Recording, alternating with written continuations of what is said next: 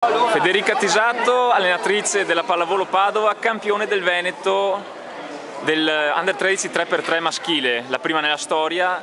Che giornata è stata per voi quella di Zanè?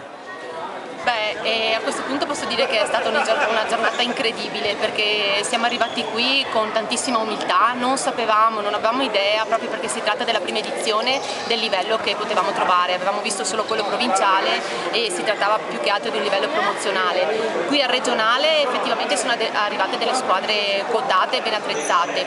Noi ci siamo messi a giocare, abbiamo fatto la nostra prima fase di qualificazione e poi con la semifinale ci abbiamo preso un pochino gusto, abbiamo faticato perché effettivamente c'erano dei valori importanti, soprattutto mi riferisco a un punto di vista fisico rispetto a noi, e poi partita dopo partita insomma, siamo arrivati a giocarci la finale e lì abbiamo dato effettivamente il meglio che potevamo dare.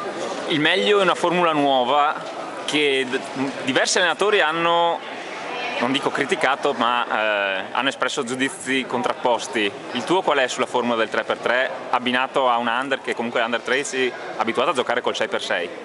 Sì, infatti non è stato facile far capire ai ragazzi che dovevano adattare un attimino il loro modo di giocare, talvolta anche contrario rispetto a quello che avevano fatto fino magari al weekend precedente.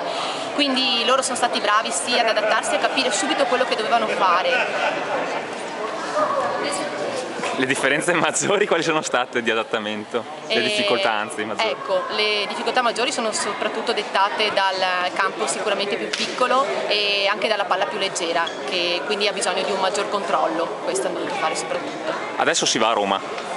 Sì, volevamo tantissimo arrivare a Roma e infatti quando avevamo raggiunto la semifinale per noi era un obiettivo già importante, un obiettivo già raggiunto.